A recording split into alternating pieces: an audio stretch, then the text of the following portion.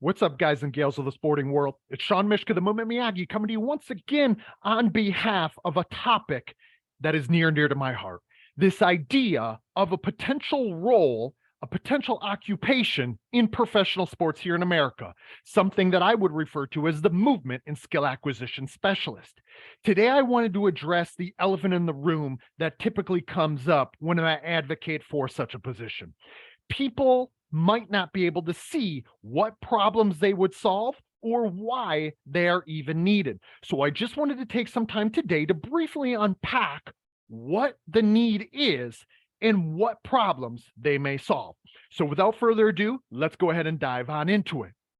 The first elephant in the room is really this. When people watch a Messi or an MJ or a Roger Federer or a Tom Brady performing in the constraints of the brightest of lights, under pressure, anxiety, fatigue, and all the other constraints, and maybe some of the performance inhibitors that would exist that separates these types of performers from all the others.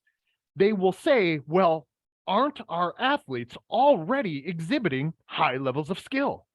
And of course, in these cases, they absolutely are.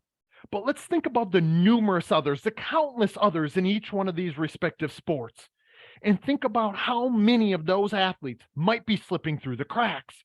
We might be able to point back to some ideas that now in contemporary skill acquisition science and motor behavior science, we understand that they might have not been placed in the most efficacious of practice environments, and their skill might not be able to shine under the respective constraints when they're solving problems in these ways, under pressure, anxiety, fatigue, or complexity of problem, maybe to the same degree that a Federer or a Messi or an MJ or Tom Brady would. And then even in these cases of these most elite, most highly skilled performers, the question that I would ask each one of you out there is a question that I found myself asking over my career. Is the athlete showing and displaying and expressing skill in the highest ways because of the methodologies and the practices environments that they've been a part of? Or is it happening as a byproduct of them simply being the world's best compensators, maybe finding their way into adapting? And we have to continue to ask ourselves these questions, particularly those within professional sports or those locking arms with professional sport athletes, because this to me represents the audit of what we're doing and how we're doing it. And when it comes to this audit, we look at how people are typically acquiring skill. Typically, it is about the repetition, traditionally speaking, right? We see people breaking practice activities, that they're taking the competitive performance event or what is unfolding in the competitive performance environment and breaking it down into constituent parts. Oftentimes, those constituent parts are taking place in a highly decontextualized or isolated environment. They're isolating those parts down to small, minute details. And in those details, they're practicing them hypothetically until it's perfect. We've all heard it. Perfect practice makes perfect, right? And I get it. I was there. I used to exist there. I used to believe that the more practice, the better. If a person wasn't performing under the competitive performance bright lights, they just needed more reps of perfect practice till they couldn't get it wrong, till it was automated somewhere within the brain that then would be carried out in an autonomous fashion when and where it counted. However, there's some things that we're going to point to that might be able to say that this type of idea could be discredited now in more contemporary movement science. And of course, on this note, those repetitions were taking place so all performers at a respective position or in a respective sport would try to acquire some sort of idealized way of executing, some sort of technical model for performing in a certain way. So all performers would be encouraged or expected to chase that sort of expert model, right? And to do that and to get there, typically we find coaches offering constant instruction, constant feedback about how someone should be performing. Instead, I'm here to tell you that we might have to shake up some things in this way, even though it's what we've always done. But some of the most dangerous words within professional sports, or really within any craft, would be, this is the way we've always done it. I'm here to tell you that this might relate to some gaps within and across the professional practice and landscape.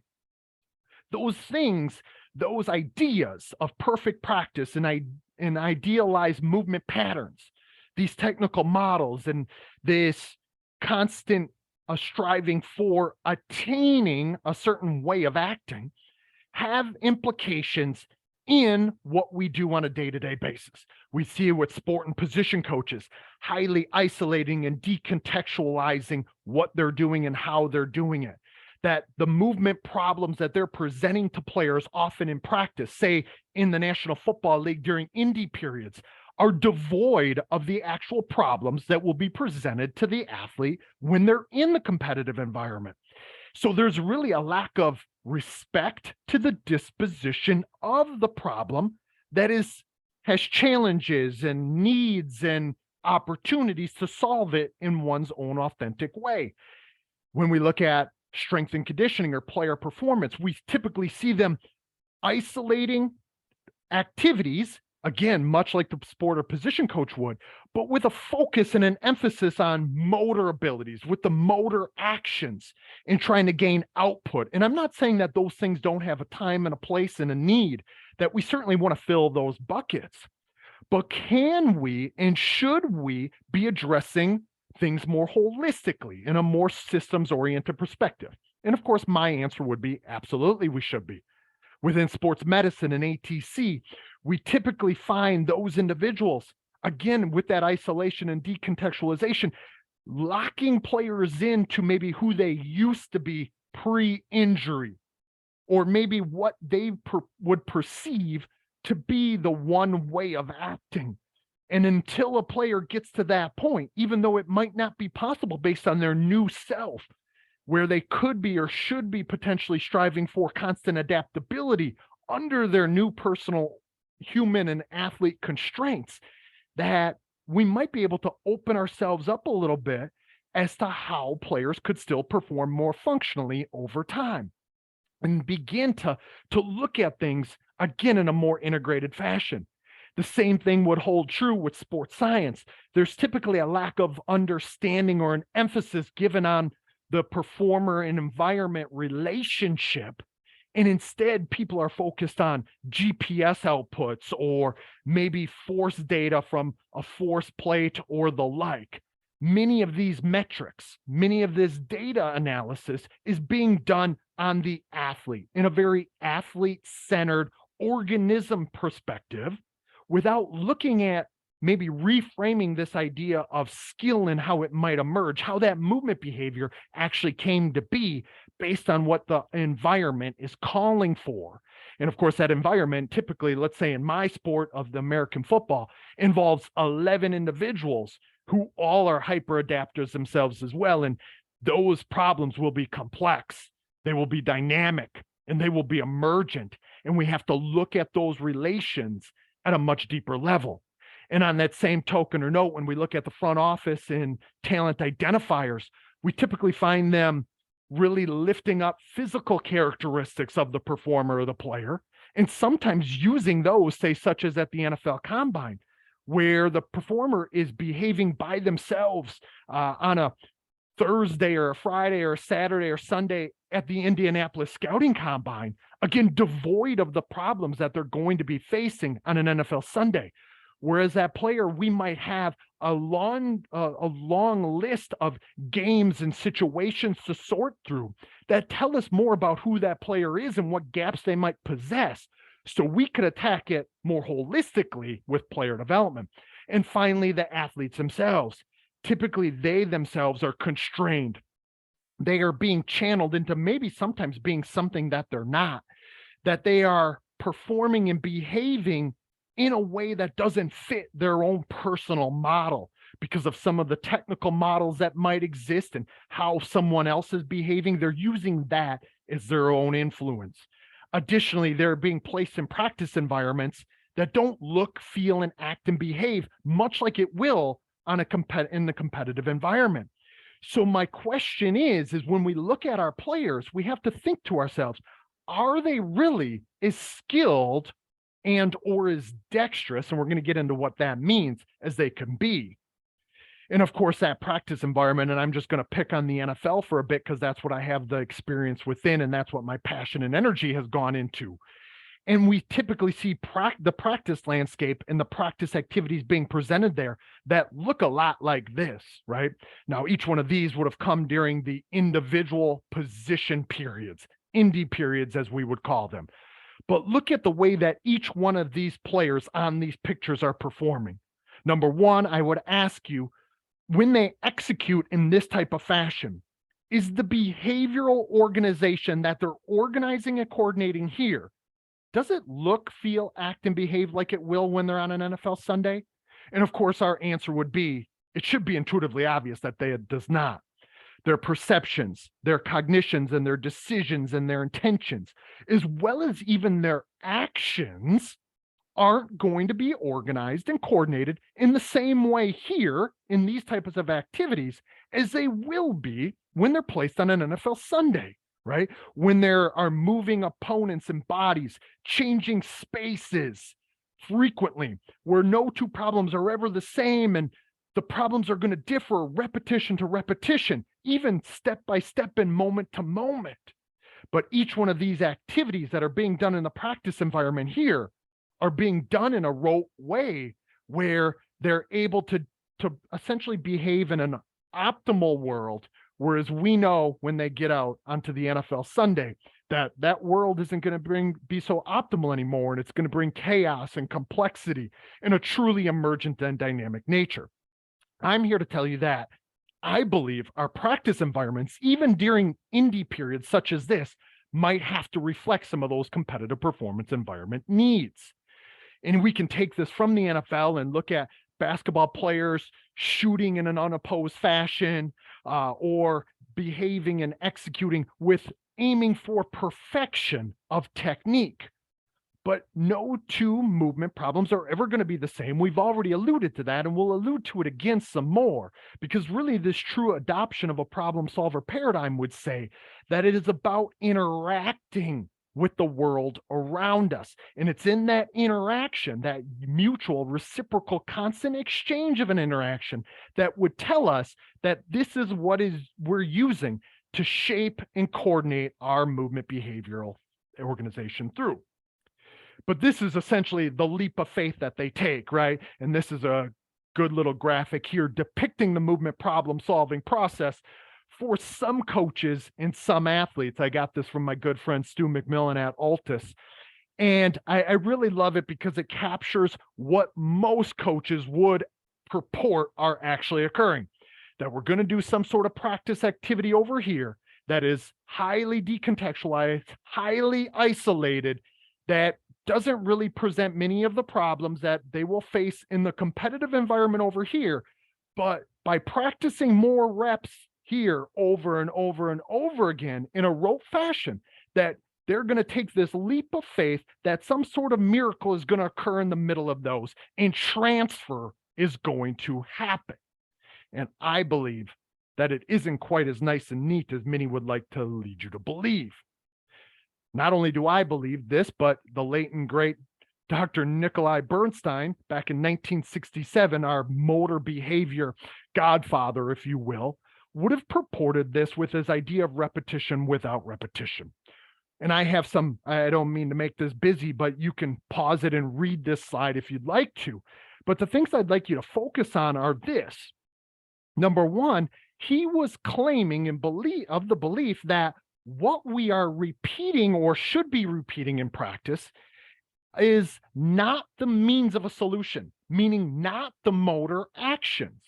But what we should do in pedagogy and motor learning and skill acquisition is actually repeat the process of solving the problem that's in front of us again and again, and constantly changing aspects of our solution. And it's not just the motor action, meaning it's not just where our foot is striking or how fast we're moving or what movement patterns we're layering together, but it's what we're looking at, when we're looking at it, what intentions we might have, what decisions we might make, and then how that becomes integrated and intertwined with how we are truly carrying out our actions. This is what really led to this idea of repetition without repetition. And even back in the 60s, Nikolai Bernstein quoted and said that this repetition by rote is an idea that should have been discredited for quite some time. Yet here we are in 2023, still adopting the alternative, that repetition by rote, when instead we have to arm ourselves with this problem solver paradigm and begin to allow athletes to have this exposure and experience to solving a wider breadth of problems and a wider depth of problems. So constantly changing problems. And now Nikolai Bernstein wasn't the only person to say that. Somebody that I look up to, Bruce Lee, who in my opinion is not only a movement philosopher, but one of the very first skill acquisition practitioners from my perspective. He had this quote in one of his famous movies that said, "It's like a finger pointing away to the moon. Don't concentrate on the finger or you will miss all the heavenly glory around it." He was of the belief that people fixate too much in this fine or tuned one aspect. Here's the athlete or the individual, focusing on the finger. But everywhere around that finger and everywhere around that athlete is context.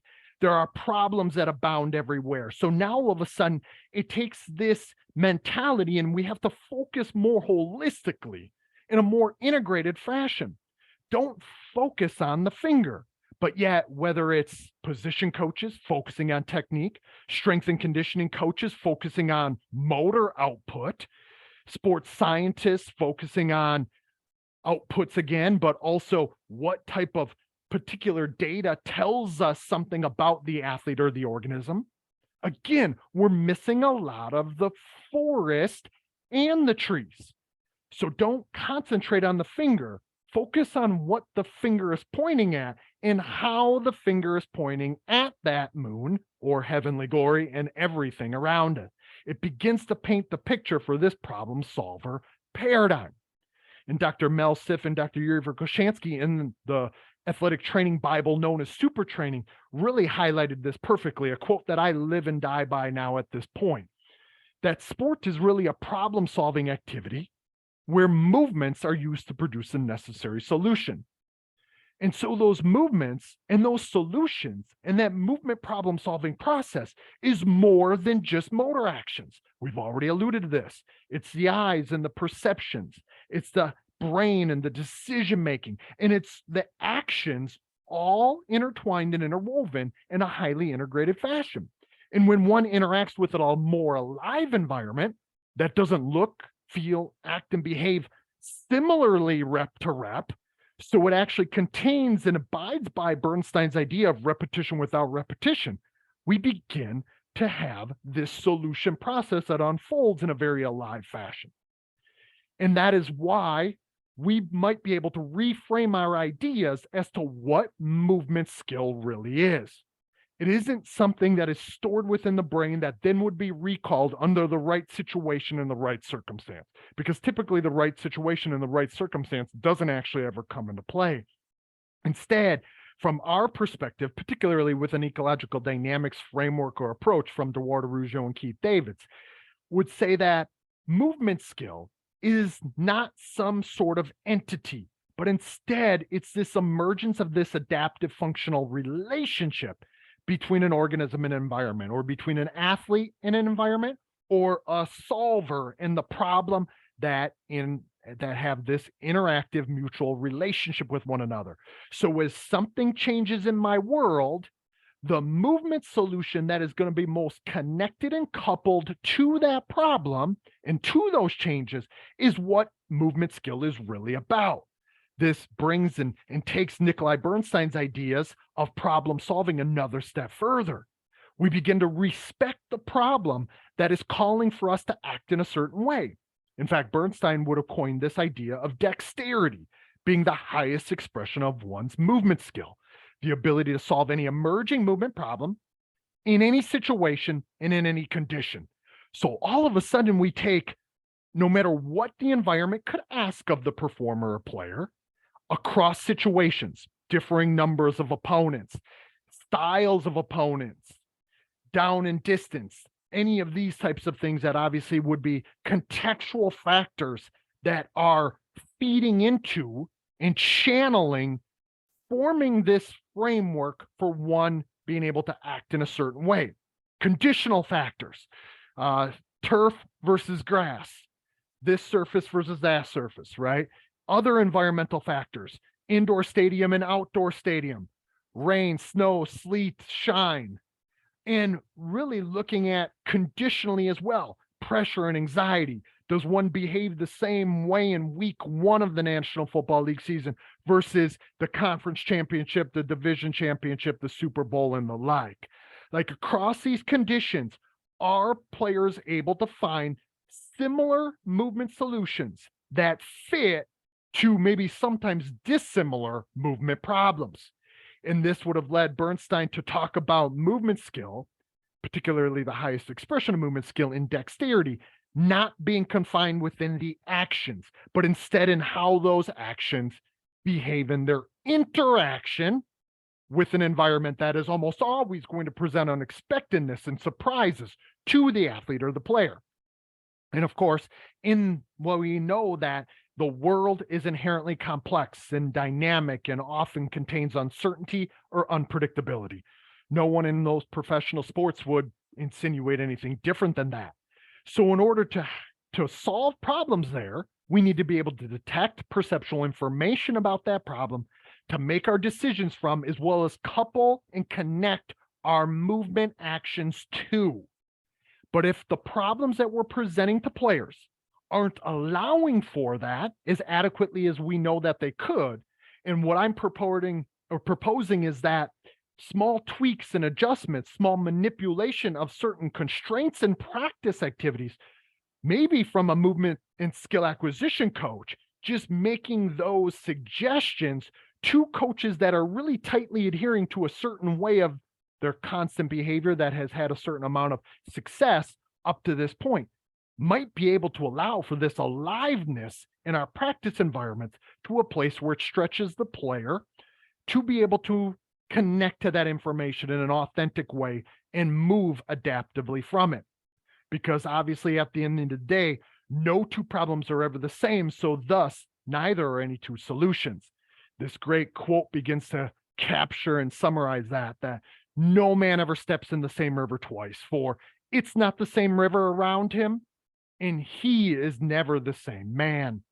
We have to think about our constantly changing selves, interacting with a constantly changing environment, and there's a lot of complexity there, numerous interacting component parts. But managing our behaviors in that complexity is what I believe that practice in American sports, even at the highest of levels, could go a long way to serve the athlete in a more efficacious way. And when you see a flower that isn't blooming, isn't growing correctly, right? It isn't blooming in the way, and it doesn't look the way that we believe that it could or should. You don't go upon fixing the flower. You go upon fixing the learning environment. So we see athletes who might not be able to behave when contextual factors change, when the movement problem becomes more complex, when it's under pressure and anxiety and fatigue. But I believe that our practice environments could and should reflect this need. And our learning environments have to be a place where athletes can go through that learning process. They can make mistakes. They can fall off the bike, if you want to think about it like that. And it's in that falling off the bike that they have a true opportunity to grow and learn and evolve what they do and how they solve those problems. Ultimately, I believe that a movement and skill acquisition specialist could come in and really interact in a collaborative way with others to help inform those others on how to appropriately bring aliveness to the practice tasks. That aliveness to contain really relevant specifying information sources. Secondly, to show individuals as to how we might be able to facilitate movement skill through the constraint manipulation that would create opportunities to act in different ways, allowing players to connect and couple their movement actions in close relation to relevant information sources. And now it is being done inherently and somewhat implicitly at certain times, right? But oftentimes the way that we're guiding and shaping and facilitating that movement skill to unfold for the athlete is an outdated way of interacting. And we might be able to streamline that because our practice activities have a different type of feel to them. We might be able to have just an overall overarching approach that is somewhat different if we were to really adopt this problem solver paradigm to how our practice environments are calling for players to act. And that is what I'm proposing that the movement and skill acquisition specialist could be and should be responsible for, to assess and design practice environments where learning and skill evolution is truly maximized.